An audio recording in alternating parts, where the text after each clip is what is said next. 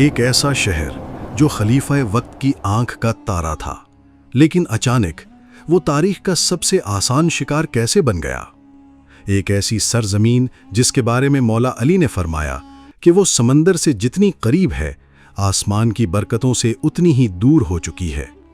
آخر بصرہ کے لوگوں نے ایسی کیا نادانی کی تھی کہ انہیں ہانڈی میں ابلتے ہوئے سالن کی طرح الٹ پلٹ کر دیا گیا؟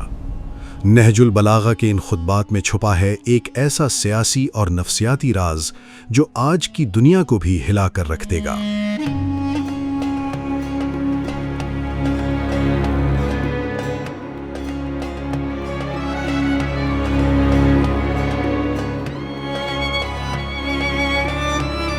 السلام علیکم ناظرین، نہج البلاغہ سیریز کی ایک اور معلوماتی قسط میں آپ کو خوش آمدید کہتے ہیں۔ اگر آپ نے ہماری پچھلی ویڈیوز نہیں دیکھیں تو آپ چینل پر جا کر امیر المومنین علیہ السلام کے ابتدائی خطبات کی مکمل تفصیلات دیکھ سکتے ہیں۔ اور آج کی اس خصوصی قسط میں ہم تفصیلی بحث کریں گے خطبہ نمبر 13 سے لے کر خطبہ نمبر 16 تک کے تمام تاریخی، سیاسی اور اخلاقی پہلوؤں پر، تو ہمارے ساتھ جڑے رہیے۔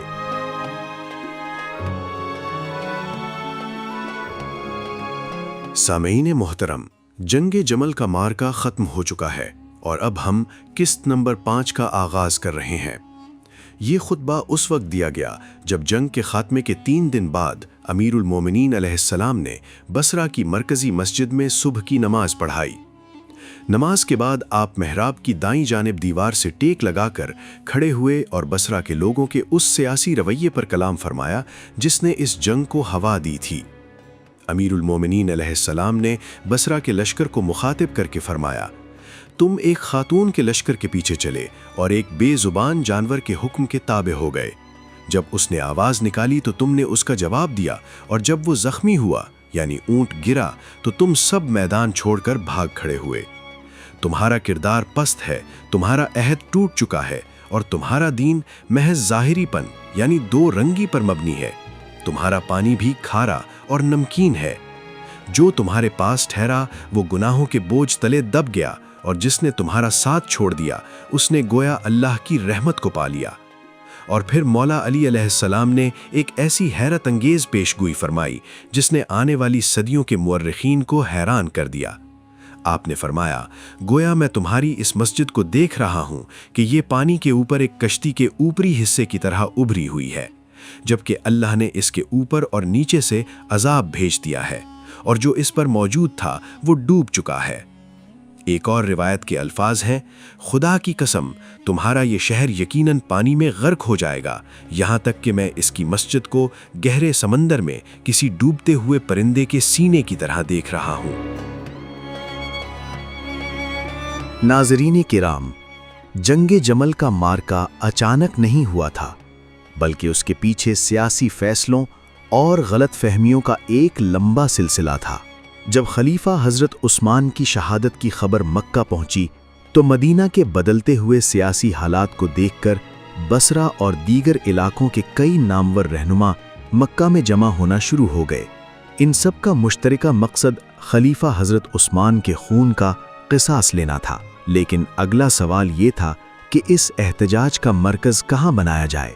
کافی بحث و مباحثے کے بعد یہ فیصلہ ہوا کہ بصرہ کا رخ کیا جائے، کیونکہ وہاں اس موقف کے حامیوں کی ایک بڑی تعداد موجود تھی۔ بصرہ کے راستے میں تاریخ کا ایک ایسا واقعہ پیش آیا جو تاریخ کی کتابوں میں بہت اہمیت کا حامل ہے۔ جب یہ قافلہ حویب نامی مقام پر پہنچا تو وہاں کتوں کے بھونکنے کی آواز آئی۔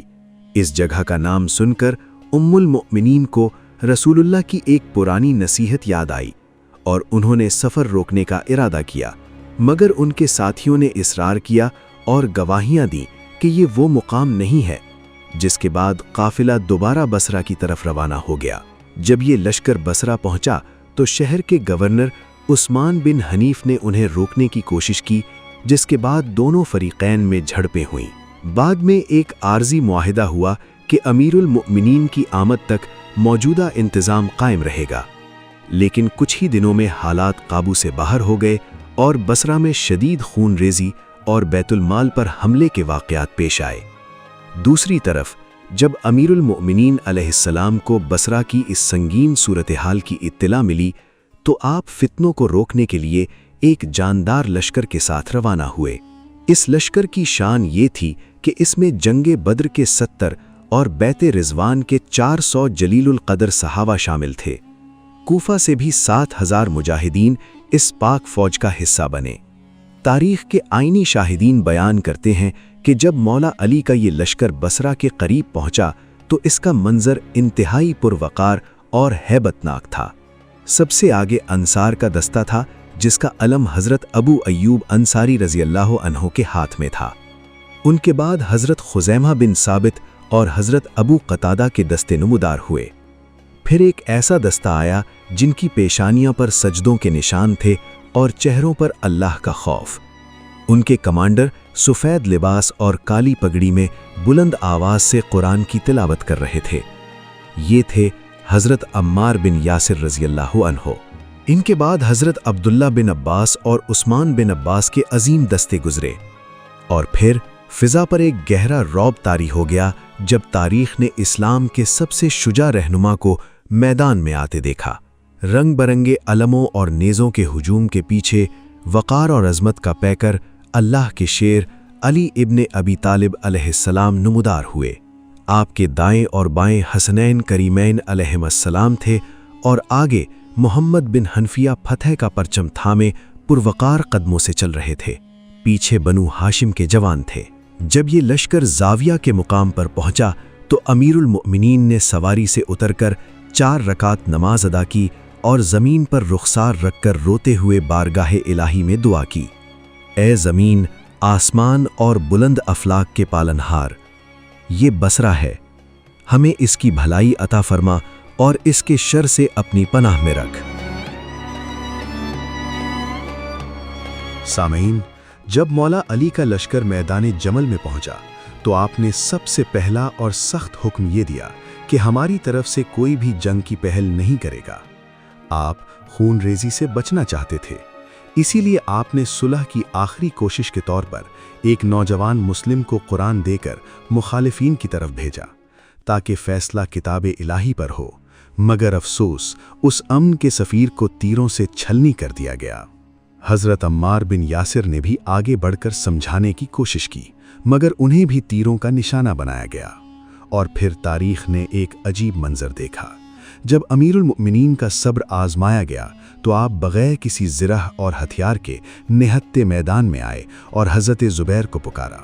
مولا علی نے فرمایا، اے زبیر، کیا تمہیں رسول اللہ کا وہ فرمان یاد نہیں جب انہوں نے فرمایا تھا کہ ایک دن تم مجھ سے جنگ کرو گے اور اس جنگ میں تم زیادتی پر ہوگے؟ حضرت زبیر کو وہ بات یاد آ گئی۔ انہوں نے اعتراف کیا کہ اگر انہیں یہ بات پہلے یاد آ جاتی تو وہ ہرگز نہ آتے، اور اسی لمحے وہ اس جنگ سے کنارہ کش ہو کر واپس لوٹ گئے۔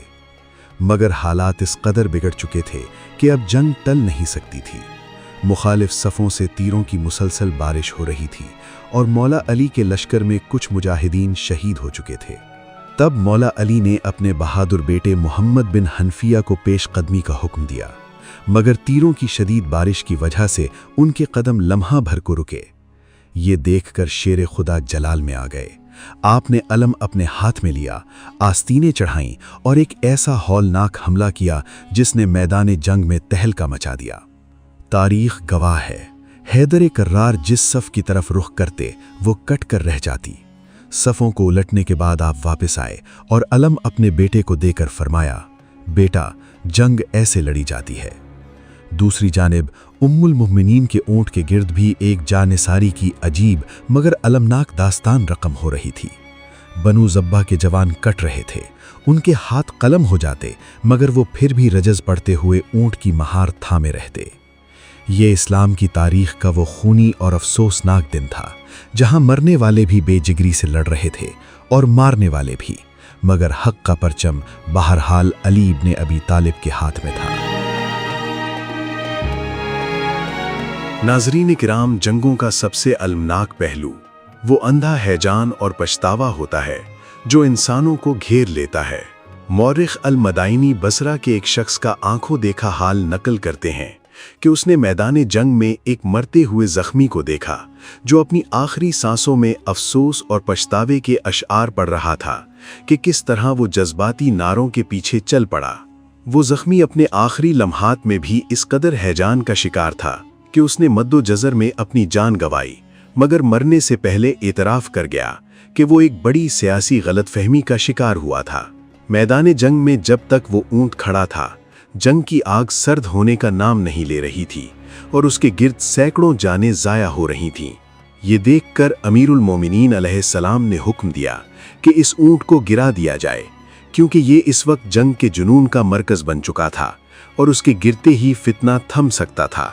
मौला अली के हुक्म पर जब ऊंट को गिराया गया तो मुखालिफ लश्कर के कदम उखड़ गए और वो मैदान छोड़कर रवाना हो गए, जिसके साथ ही उम्मुल मोमिनीन का हौदज अकेला रह गया। अमीरुल मोमिनीन अलैहिस्सलाम ने फ़ौरन उम्मुल मोमिनीन के भाई हज़रत मोहम्मद बिन अबी बकर रज़ी अल्लाह को हुक्म दिया कि वो अपनी बहन को पूरे एहतराम के साथ बसरा में सफ़िया बिनते हारिस के घर पहुंचा दें। ये अलमनाक मार्का 10 जमादी सानी 36 हिजरी को दोपहर के वक्त शुरू हुआ और उसी शाम अपने अंजाम को पहुंचा। ये मुसलमानों की तारीख की एक बहुत बड़ी उलटफेर थी, जिसमें तारीख दानों के मुताबिक हज़ारों मुसलमान दोनों तरफ से काम आए। नाज़रीन किराम, जंगे जमल के इन अलमनाक और इबरतनाक वाक़यात के बाद अब हम नहजुल बलागा के एक और अहम तरीन बाब यानी खुतबा नंबर 14 की तरफ बढ़ रहे हैं। इस खुतबे में अमीरुल मोमिनीन अली इब्ने अबी तालिब अलैहिस्सलाम ने बसरा के लोगों की उस वक्त की ज़हनी, सियासी और जुग़राफ़ियाई हालत का एक ऐसा बलीग़ नक्शा खींचा है जो रहती दुनिया तक के लिए एक सबक है। आप अलैहिस्सलाम ने फरमाया, तुम्हारी ज़मीन समंदर से करीब और आसमान से दूर है। तुम्हारी अक्लें हल्की यानी कमज़ोर हो चुकी हैं और तुम्हारे दिमाग नादानी और हमाकत से भरे हुए हैं। तुम हर तीर अंदाज का निशाना, हर खाने वाले का लुक़मा और हर शिकारी के लिए एक आसान शिकार बन चुके हो। नाज़रीन किराम, बसरा के अहवाल बयान करने के बाद अब हम नहजुल बलागा के एक और अहम तरीन बाब यानी खुतबा नंबर 15 की तरफ बढ़ रहे हैं। इस खुतबे में जब खलीफा सूम की जानिब से बांटी गई बैतुल माल की ज़मीनों और जागीरों को सरकारी तहवील में लिया गया तो अमीरुल मोमिनीन अली इब्ने अबी तालिब अलैहिस्सलाम ने ये तारीख़ी ऐलान फरमाया, खुदा की कसम, अगर मुझे ये मालूम हो जाता कि इस माल के ज़रिए औरतों से निकाह कर लिए गए हैं या कनीज़ें खरीद ली गई हैं, तब भी मैं इसे वापस पलटा देता, क्योंकि अदल व इंसाफ के निफाज में बड़ी वुसअत है और जिसे अदलो इंसाफ पर अमल करना गरां गुजरे उसे जुल्म और नाइंसाफ़ी का सामना और ज़्यादा गरां गुजरेगा। नाज़रीन किराम, मुआशी इस्लाहात और बैतुल माल की ज़मीनों की वापसी के बाद अब हम नहजुल बलागा के एक और बेनज़ीर शाहकार यानी खुतबा नंबर 16 की तरफ बढ़ रहे हैं। ये वो यादगार खुतबा है जो अमीरुल मोमिनीन अली इब्ने अबी तालिब अलैहिस्सलाम ने मदीना मुनव्वरा में बैत खिलाफत के फौरी बाद अवाम के जमे गफ़ीर से खिताब करते हुए इरशाद फरमाया। आप अलैहिस्सलाम ने फरमाया, जो कुछ मैं कह रहा हूँ उसकी जिम्मेदारी की ज़मानत देता हूँ और मैं इसका जवाबदेह हूँ। जिस शख्स को माजी की इबरतनाक सज़ाओं ने हकीकत वाज़ेह कर दी हो, उसे तक़वा शक व शुबहात में गिरने से रोक देता है। तुम्हें मालूम होना चाहिए कि तुम्हारे हालात घूम फिर कर बिल्कुल वैसे ही हो चुके हैं जैसे उस वक्त थे जब अल्लाह के रसूल मबूस हुए थे। खुदा की कसम, तुम्हें इस तरह बुरी तरह उलट पुलट किया जाएगा, छलनी की तरह झंझोड़ा जाएगा और हांडी के चमचे की तरह मिक्स किया जाएगा कि तुम्हारे निचले दर्जे के लोग ऊपर और ऊपर वाले नीचे आ जाएंगे। जो पीछे रह गए थे वो आगे निकल जाएंगे और जो आगे थे वो पीछे धकेल दिए जाएंगे। खुदा की कसम, मैंने एक लफ्ज़ भी नहीं छुपाया और ना कोई झूठ बोला है और मुझे इस दिन और इस वक्त की पहले ही खबर दे दी गई थी। रावी बयान करता है कि इसके बाद मौला अली ने गुनाहों और तक़वा की एक ऐसी तमसील दी जो बलागत की मियाज है। आप अलैहिस्सलाम ने फरमाया, याद रखो, गुनाह उन मुँह ज़ोर और सरकश घोड़ों की मानिंद हैं जिन पर सवार बैठे हों और उनकी लगामें ढीली छोड़ दी गई हों, यहाँ तक कि वो अपने सवारों को लेकर जहन्नुम में कूद जाएं। اور یاد رکھو، تقوی ان سدھائے ہوئے گھوڑوں کی مانند ہے جن پر سوار بیٹھے ہوں اور لگامیں مضبوطی سے سوار کے ہاتھ میں ہوں، جو انہیں باحفاظت جنت کی طرف لے جائیں۔ یہاں حق بھی ہے اور باطل بھی، اور دونوں کے ماننے والے موجود ہیں۔ اگر باطل غالب آ جائے تو یہ ماضی میں بھی ہوتا رہا ہے، اور اگر حق دب جائے تو یہ بھی اکثر ہوا ہے، لیکن یہ بہت کم ہوتا ہے کہ جو چیز پیچھے رہ جائے وہ آسانی سے آگے آئے۔ اس خطبے کی فصاحت پر حیرت کا اظہار کرتے ہوئے نہج البلاغہ کے مؤلف علامہ شریف رضی لکھتے ہیں، اس مختصر گفتگو میں اتنی خوبصورتی اور حیرت ہے جس کا کما حقہ اندازہ نہیں لگایا جا سکتا۔ بلاغت کے اتنے پہلو ہیں جنہیں الفاظ میں بیان نہیں کیا جا سکتا، اور اس گہرائی کو صرف وہی سمجھ سکتا ہے جو اس فن کا ماہر ہو۔ جیسا کہ قرآن مجید میں بھی ارشاد ہے، اور ان مثالوں کو صرف علم والے ہی سمجھتے ہیں۔